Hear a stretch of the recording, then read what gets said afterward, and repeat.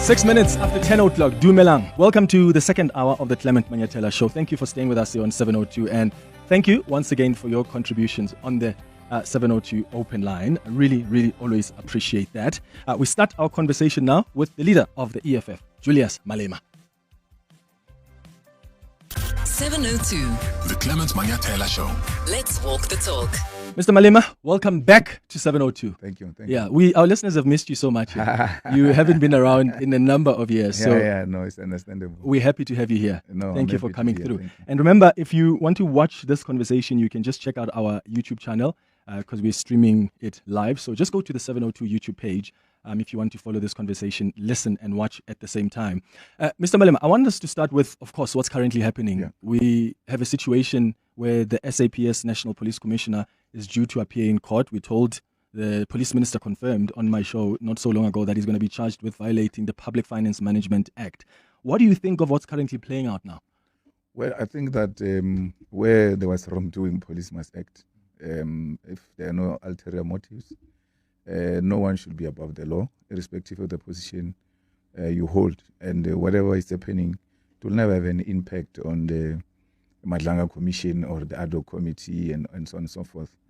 There's no way we can say the law must not take its course because there are these other processes that are happening. If these processes are showing us some information police were not exposed to and now they know, they should act. It doesn't matter who the person is. Yeah. We are all innocent until proven guilty. And if he is innocent, he will be able to exonerate himself at the court of law. Yeah, there are a number of political parties that are not now calling for him to be placed on precautionary suspension. Is that something you would support as the EFF? Well, it is the law. Once a police commissioner is charged before the court, it is expected that you are put on a suspension, but it's not an expulsion. I mean, once issues are canvassed and things are in order, he will be able to return to his position. Mm-hmm. Yes.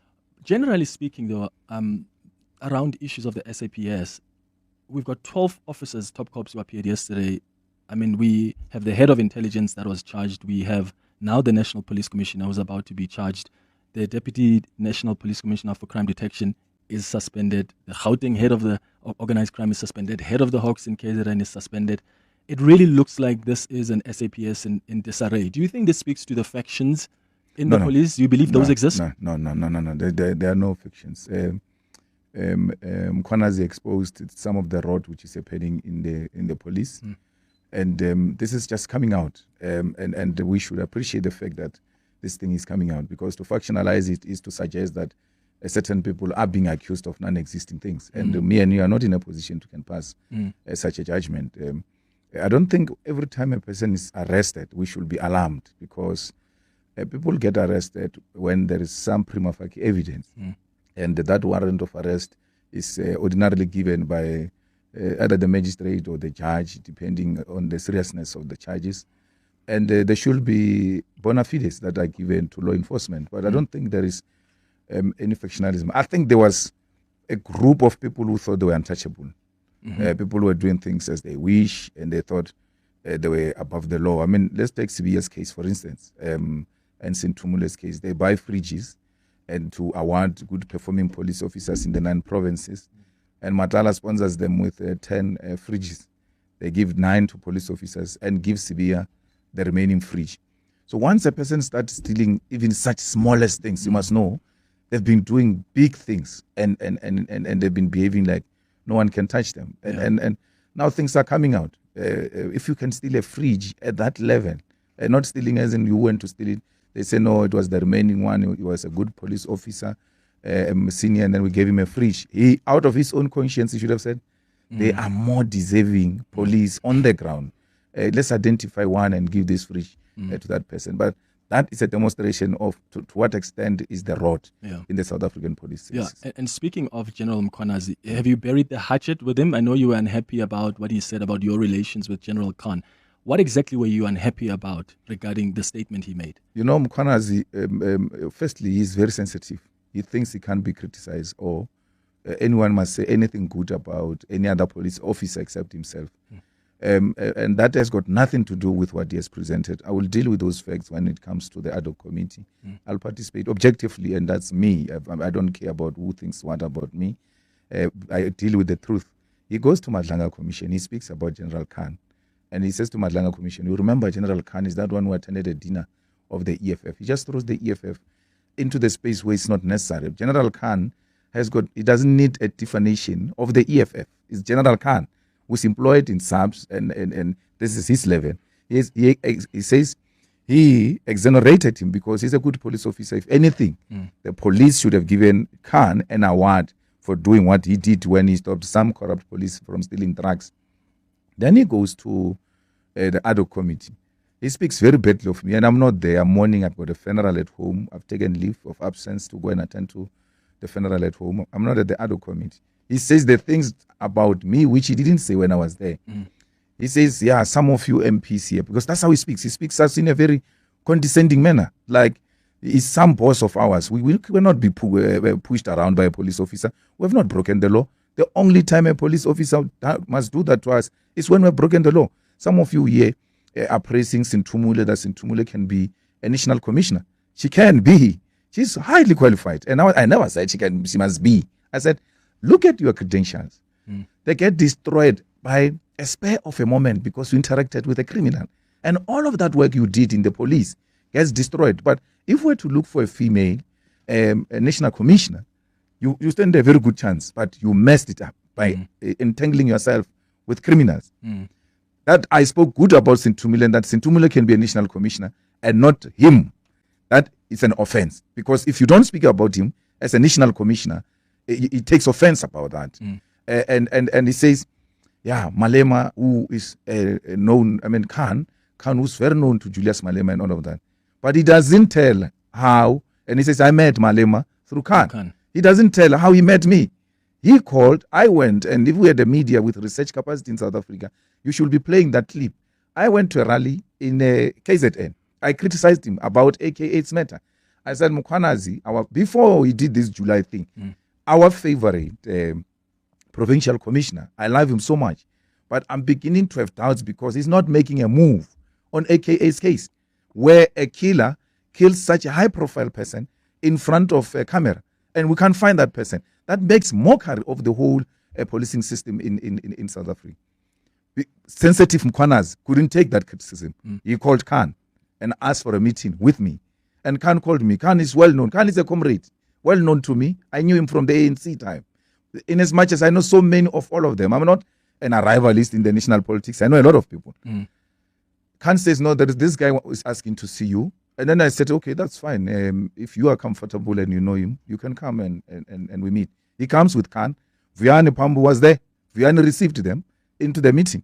And that's when he gave me a brief about AK's case. And said the guys are arrested. But they're not arrested because of AKA's case. They are arrested about something else.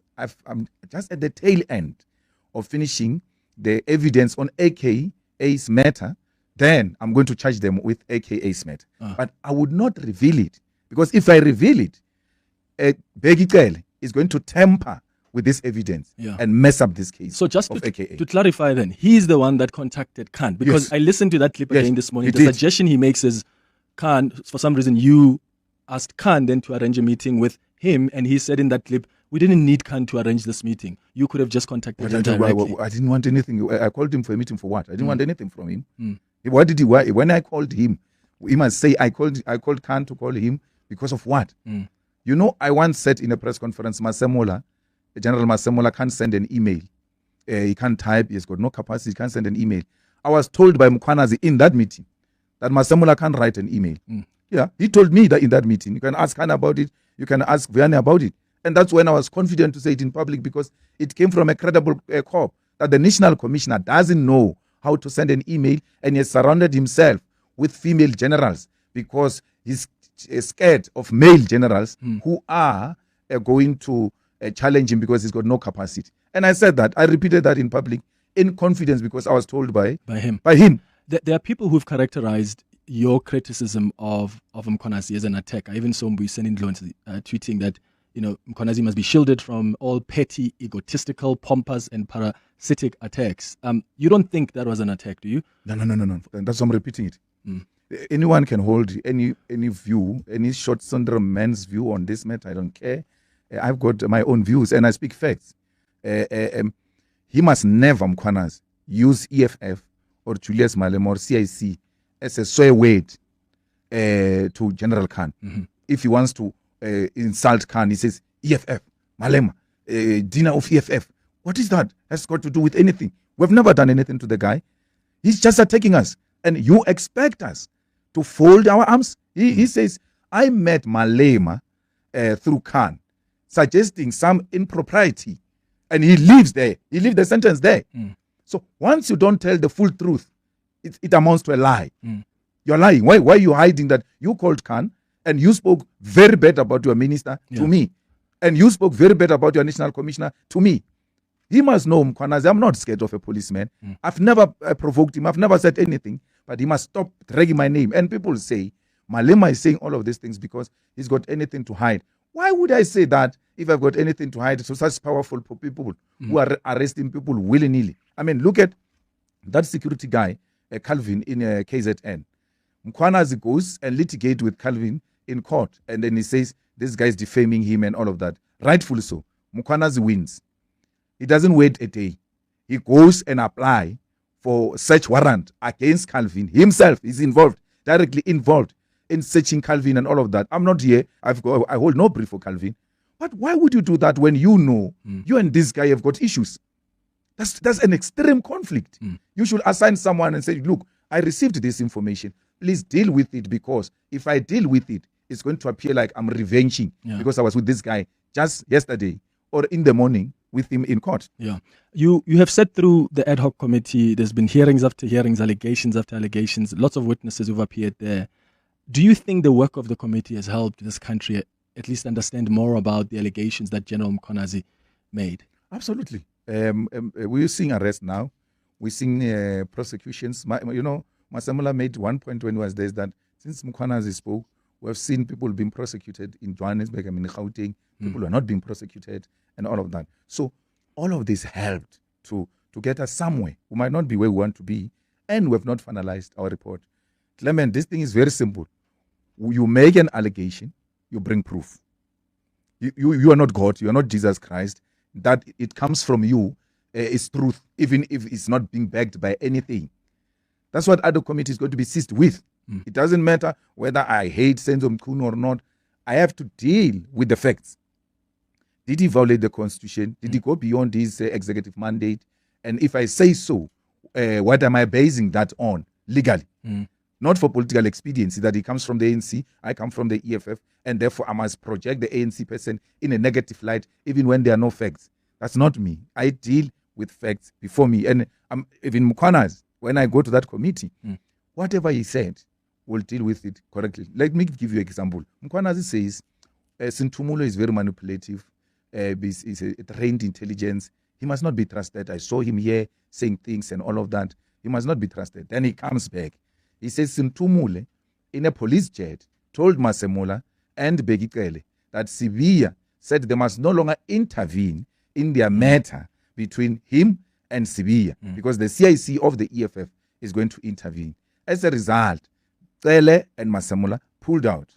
Now, because now Sintumule is not saying anything negative about him, Sintumule must be believed. That Sintumule was correct. But let me tell you, Sibiya never called me to intervene between him and Mkhwanazi. I actually got to know about that when this thing started, that these people have got issues that I didn't know about. But I must tell you, had Sibiya approached me and say, there is a fight between me and this general, and I think you are the credible person who can intervene, I was going to do it because I'm not doing crime. Two black African generals are fighting, and they think Julius Malema can mediate to bring us together. I will do that. How close is your relationship with General Sibiya? I don't have any relationship with Sibiya. You know, Sibiya started talking to him when they kidnapped A.B. Dikhale's wife and the child. And I know A.B. Dikhale. The matter was not going anywhere. And then I called General Sibiya because I know him from Johannesburg City Council. So I called him about that matter, that A.B. has been trying everywhere. Nothing is happening. It's a head of detectives. So I called a relevant person. And he said, no, we'll deal with it. We'll attend to it. That's it. And then second time I called Sibia is when Jerry Bushoka's mother called me. She still calls me till today. Even on my birthday, she wished me a happy birthday because she's very happy that even if there is no progress, but there seems to be someone who's following up on my child's matter. Why am I doing that? I'm a public representative. I'm a member of parliament. I'm a leader of a political party. When people bring issues to me, I will send them to relevant authorities. I didn't appoint Sibia as a general of a head of detectives. They said Sibia is a general head of detectives, meaning if we have any issue with the police, this man is one of the credible people. Instead of I dealt with him under that context, not because I've got any criminality or any dealings with Sibia. I don't have anything with Sibia or anyone. The person I know that we eat from the same plate, we drink from the same cup, is Castle Matal, the Deputy Minister of Police. But when we're together, we don't speak about police. We don't speak about ANC. We don't speak about EFF. We never engage on issues that have got potential to make us have different views. Yeah. We are family members. We belong to the same family of Mashabi. And that we found out when we were in a struggle. So our relationship then went beyond issues of politics. But I knew Begitele. I still know Begitele. I still speak with Begitele. But it has nothing to do with what I'm doing in Parliament. And the line of questioning there in Parliament, you could see that my relationship with him has got nothing to do with I can't say friendship, but me and him are very cordial. And we're in the ANC together. I know this comrade, but I've got no dealings with him. I've got nothing to do with Begitele. I'm just mentioning these names because they are in the police, as it were. Yeah. 26 minutes after 10 o'clock. Let's hear from Dr. Amand, owner of Monument Dental, why it pays to switch to Outsurance Business Insurance. It was one call and I was covered immediately. We are very happy with the premium we're paying. I wish I did it sooner. For dentistries, general medical practices, and all other businesses, get a quote today and see why it pays to switch to Outsurance Business Insurance. Visit outsurance.co.za or call 08600 60,000 today. Licensed insurer and FSP. TCs and information online. Can you shoot to the top? Hollywood Bets invites you to jump in for an adrenaline-pumping spinning adventure with the Spinner Zonke Tournament of Champions. You stand a chance to win a share of an epic 500,000 Rand in cash in a thrilling battle for riches. Rise to the challenge and bet 2 Rand or more on selected slots to climb the leaderboard. Ready to go for gold? Your action adventure starts here. Bet now. T's and C's apply. Hollywood Sportsbook is a licensed betting operator. No persons under the age of 18 years are permitted to gamble. Winners know when to stop. South African Responsible Gambling Foundation toll-free counselling line 0800 006 008 or WhatsApp help to 076 675 0710. How's it, Doff? How's it, Savvy? Why are you sitting in your driveway all by your lonesome, Doff? Selling my car, Sav. I don't trust the internet. I like to wheel and deal my own wheels. That's how you make way more, Sav. Okay, so where's your car now, Doff? Potential buyers took it for a test drive. When did they take it for a test drive, Doff? 3 days ago. Should have sold it to We Buy Cars, Doff. Yeah, Sav. Don't be doff, be savvy. We Buy Cars, geared for a fast, safe sale, geared for you. When you're running a small business, you need someone who speaks your language, who understands when you talk innovation, growth, scaling. Someone like MTN Business and 702. The 702 MTN Small Business Awards, from the townships to the suburbs and everywhere in between. We want to talk about you and your business. Go to primemediaplus.com to enter your business or nominate one you know. Because once we start talking about where you are now, you'll be well on your way to reaching your next. The 702 MTN Small Business Awards. Let's talk shop. TCs and more on primemediaplus.com. The Dialogue with Clement Manyathela. It's not just another roundtable discussion. Let's walk the talk on 702. 28 minutes after 10 o'clock, Julius Malema in conversation with us this morning. And I want to wrap up the issues around the ad hoc committee now, Mr. Malema. From what we've heard so far, do you think the taxi industry is somehow involved in the criminal cartels that's been testified about? Because some witnesses at the Madlanga Commission said the cartel was headed by the late taxi boss, King Mswazi Msibi. In fact, one of the detectives called him the cartel's president. From what you've heard, the evidence you've heard, are you convinced there's a link? Well, I know Msibi very well. Msibi is the founder of Santaco. You know, Santaco is what brought all the taxi associations together. And then they formed Santaco. So he formed Santaco. I think amongst other people would have been Manda, and I'm forgetting his surname. It's a big surname in KZN in the taxis. So Manda Kaba, yeah. So we were not, our terms of reference was not to investigate whether there is a taxi cartel that has captured the criminal justice system. Our terms of reference is that we're looking for drug cartel called the Big Five or something five cartel. That drug cartel has captured the criminal justice system, including private individuals who have control over the criminal justice system. That's why in our dealings, we never called anyone from taxi association to come.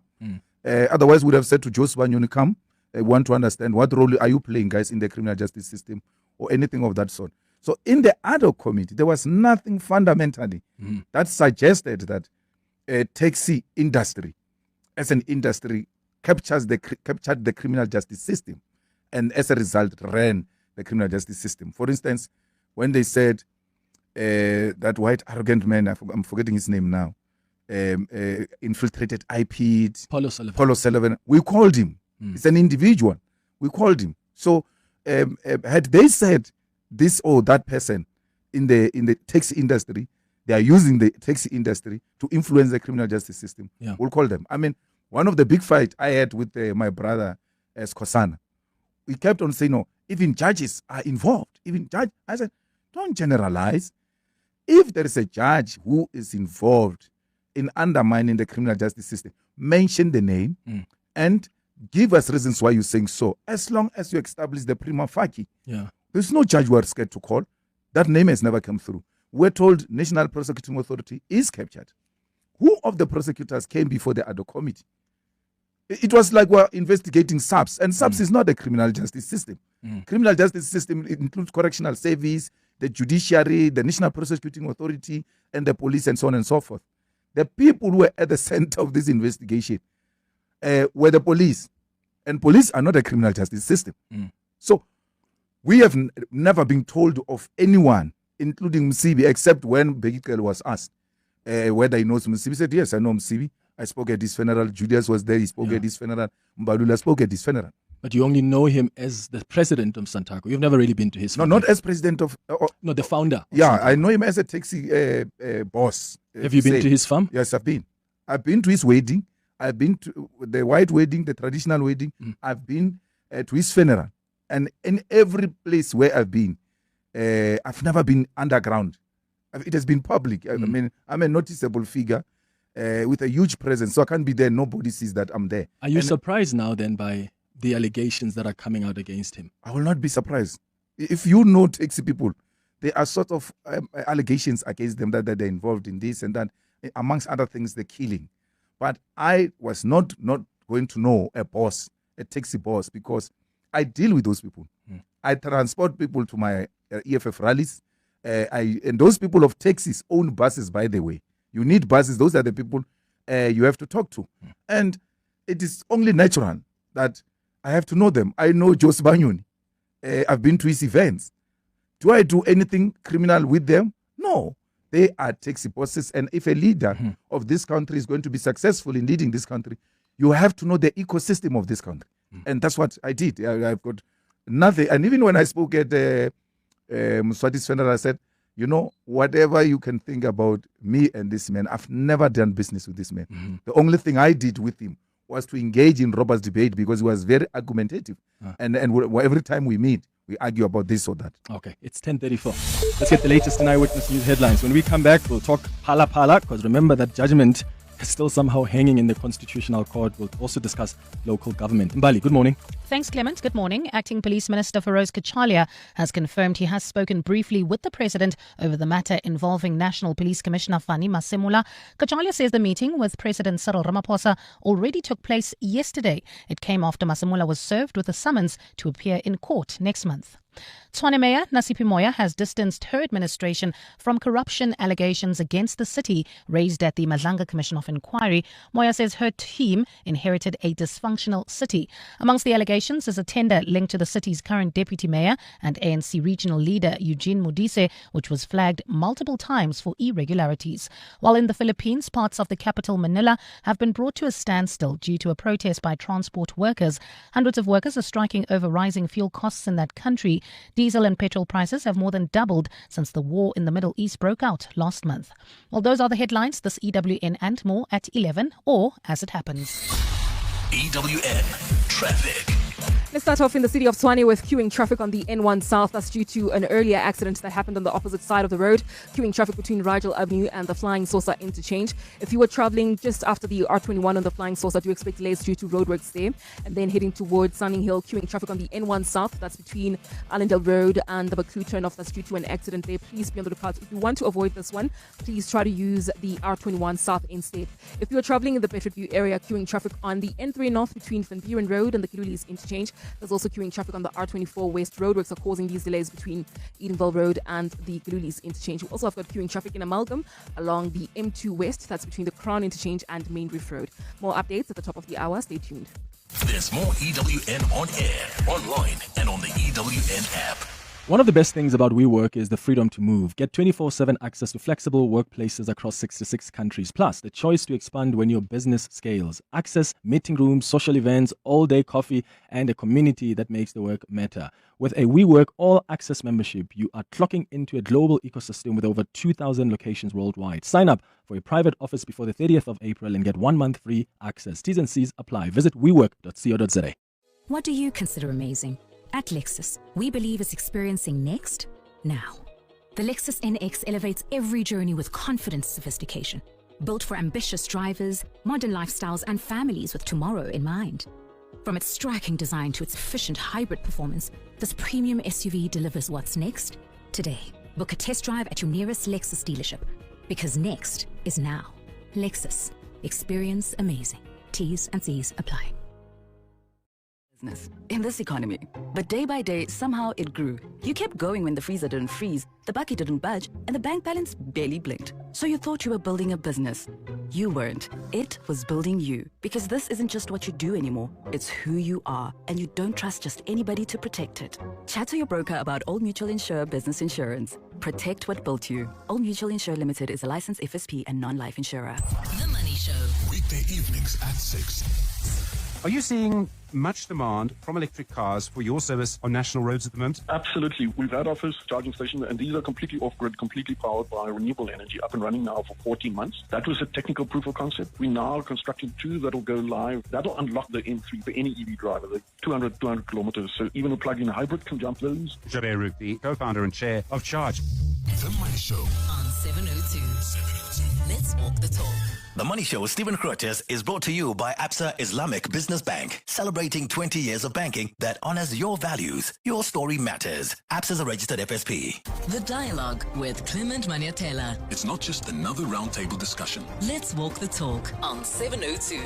It's going up to 20 minutes before 11 o'clock. We continue with our conversation with the leader of the EFF, Julius Malema. I see your WhatsApps coming on 072 702 1702. I'll get to them in a moment.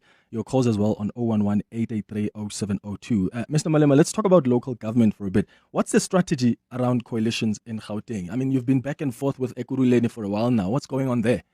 Well, it is the nature of coalitions. Once you've got the coalition governments and someone wants to be arrogant as if they've won power, then that leads to the collapse of the coalition. So, for instance, let's take the coalition in Tshwane. There's no one who's arrogant there. Herman's person is a mayor of Tshwane, always readily available to talk and negotiate about this or that issue. But you've got a mayor in Ekurhuleni who thinks that it's 1997 where the ANC won 75% or something because he lacks that intelligence. And then you've got Panyaza, who is in a minority government, who understands very well that I have to talk to everyone and try to incorporate everybody's idea into my speech, into my budget, into my planning, because I've not won elections. And in Johannesburg, we've been very stable because the mayor has been engaging with the leadership of the EFF at that level, and with the new leadership of the ANC in Johannesburg, things are even much more easier. There is some sense of direction of where we're going now because there was uncertainty of the conference and so on and so forth. So we're more than fine in Johannesburg. The reason why we didn't vote for the budget last time, it was to protest the issue of Ekurhuleni, where our 4 MMCs gets removed, Dunga gets removed, without consultation. And then the position of speaker belongs to the EFF. Remember, you agree, EFF takes speaker. And then we can get our speaker to go to the legislature so that Dunga can be a speaker. You take away from the speaker, we take that position from the EFF, and you give it to AIC. Today, now, at 10 o'clock, they must vote for a budget in the provincial government. They must go and call AIC to come and vote for them because they've removed the EFF for AIC. The mayor of Ekurhuleni, when I interviewed him, he said Ndunga was removed for non-performance. And he was complaining that the provincial government and the ANC at national level often wants to put pressure on him, even when he says he can see that some of the EFF MPs like Ndunga were non-performing. No, Ndunga was one of the best. I mean, the good thing with MMC of Finance is numbers. Numbers speak for themselves. Service providers are not being paid in Ekurhuleni. During Dunga's time, he called all of them with historic debt, put them in a hall, set up the finance staff. Each and every one of them had to go and explain why he's not being paid. And if the stories did not make sense, these people are deserving to be paid. They were paid. The finances of that institution were in good condition, and they were still winning awards for Dunga's term, even when Dunga was gone. So he absolutely doesn't know what to talk about, because Dunga is not a ball boy. He's not going to push around Dunga and think that Dunga is a member of the ANC. He's got a problem with Dunga. You talk to the EFF, because it is the EFF that gave you Dunga. The ANC, they said they want a mayor. We gave them a mayor. We didn't give them a name. Even this dunderhead of theirs in Ekurhuleni, with all his shenanigans, we can only say remove this person. But once they remove that person, we can't say put Soren. So we can't dictate to the ANC as to who they must put. He's got no authority, none whatsoever, to dictate to the EFF who the EFF must put. He must know that the ANC is going to be in serious crisis, not only in Ekurhuleni, everywhere else, because of him. And the ANC must make him to carry that responsibility alone, and him alone. There's no way where EFF has been arrogant about anything in the coalition government, because we know we have to work in the best interest of our people. But you must not forget, we're in politics here. If we're being delegitimized and being violated and being made irrelevant, there's no way we're not going to fight back. Yeah. Well, one of the questions the listeners said I must, because when I told them you're coming on the show, and I saw one question that came out a lot was, of course, regarding the allegations that came out at the Madlanga Commission about whether or not you as the EFF are involved in contracts in these metros where you are involved in coalitions. Can you state categorically that you don't use your MMCs as the EFF to try and get access to tenders or give tenders to specific companies that are linked to the organization? We don't do that. But also, Clement, nothing like that came out of Madlanga. There's nothing like that. They said the deputy chief of police got 7 companies, and then he gave them to CFO. To that Sergeant Nkosi. Then he asked Nkosi, please ask the CFO if these are legitimate companies from the EFF. They never said the companies were from. Someone gave them the list, and they wanted to authenticate whether that is from the EFF. They never said there was any authentication by the EFF that this is their list. So there is not such an allegation that the EFF gave them a list. The EFF doesn't get involved in tenders. The EFF doesn't give anyone a list and say, do the following. We don't know the CFO. We don't know the deputy chief of police. We don't know Nkosi. They are all employed by governments in those municipalities. We never employed any CFO. We never employed any deputy chief of police. We never employed Nkosi, to an extent that we can give them a list and say, this is the list of the EFF. That is a complete lie. They must tell you who gave them a list. They were still coming to verify the list with me, and I'm still waiting for them to come to me and ask me, is this an EFF list? I will ask them for the minutes where such a decision was taken to send such name. Will you support calls for an investigation into the CFO there in Swane as the EFF in council? Yeah, investigation is more than welcome, but the list doesn't come from the CFO. The list comes from the deputy chief of police, asking Nkosi to ask the CFO to investigate the EFF. Yeah, I'm asking if there's any wrongdoing of the CFO, investigate him. He's not an EFF member. He's not an EFF deployee. We have no reason. We have no any hold over him. And if there's any action, they can take any action. Actually, the MMC, Ubakeng was telling me that they had a meeting of ESCO or whatever they call it, which took a decision to take action against the CFO. Okay. And then we said we support that. There's no problem at all. What's happening in KwaZulu-Natal? The MK party the other day was telling me that them, together with you, wanted to meet with the ANC because you're trying to see if you can form a coalition there. Once you said MK Party was enemy number one, but you've indicated that in areas where we agree we can work with each other. Is this that area where you think you can work with the MK Party in KZN? Absolutely. Anything that makes us remove the DA, we'll come together and remove it.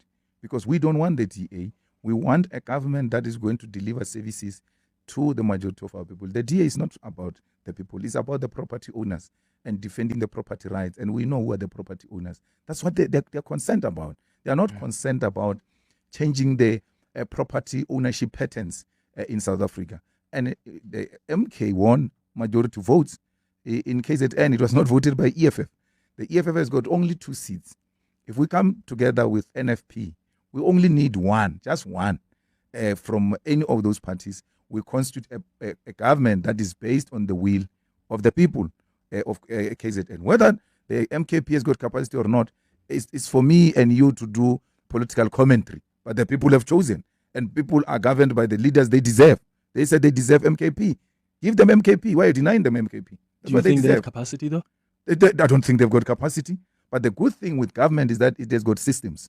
It's not like this MK where they change people and do willy-nilly things. In government, you do a wrong thing. It doesn't matter whether you are MK or not. You'll get arrested. Yes, so they are going to go in there. They are professional civil servants who are going to be working with them to make sure that they run a proper government to deliver services to our people. It's 10 minutes before 11 o'clock. After the break, I go to your calls. 011-883-0702. Be quick and sharp. Your WhatsApps as well on 072-702-1702. When you train for results, you don't quit halfway. Earn up to 7.35% interest with a Nedbank Just Invest account. Access your money within 24 hours. Keep your money agile. Get money fit with Nedbank. See money differently. Nedbank. For more information, visit nedbank.co.za. We're licensed FSP and registered credit provider. T's and C's apply. Heard of a house that's Amafon Kong? Don't let yours be the next because of low-grade materials. Shop at Cash Build, where you'll find trusted quality building materials at the lowest prices every single time. Plus, until 30 April, when you spend 250 Rand or more in store at Cash Build, you stand a chance to win airtime, cash, and product prizes. Tantama chance with Cash Build. When you shop for quality building materials you can rely on. Inquire with our friendly staff in store on how to enter our Easter competitions. Cash Build. Zakes owns an electrical business that lit up the neighborhood. Literally. One small spark, one big legal nightmare. But he has public liability insurance from Budget. The damage was covered and his clients sorted. Sharp. To get public liability cover, visit budgetinsurance.co.za. Budget Insurance, official insurer for good South Africans. Budget is a licensed non-life insurer and FSP. T's and C's online. Small business owners speak a language of their own, and it's language MTN Business and 702 understand very well. That's why we're celebrating SMEs who walk the entrepreneurial talk in the 702 MTN Small Business Awards. From townships to suburbs and everywhere in between, small businesses are proving that big things can grow from bold ideas. If that sounds like your business or one you know, go to primemediaplus.com to enter or nominate them, because once we start talking about your business, who knows how much further it could go. The 702 MTN Small Business Awards. Let's talk shop. T's and C's apply. The Dialogue with Clement Manyathela. It's not just another roundtable discussion. Let's walk the talk on 702. 8 minutes before 11 o'clock. Straight to your WhatsApp voice note. To lose confidence in all these political parties. What would the CIC do? Should we vote for him in his 100 days of office? What would he change? I believe as well that Joburg needs to be governed by the youth. I would like to ask if there is anyone in mind that the CIC would put as a mayoral candidate as yet, and who is that person? CIC, I've been watching the members of the EFF here on the ground.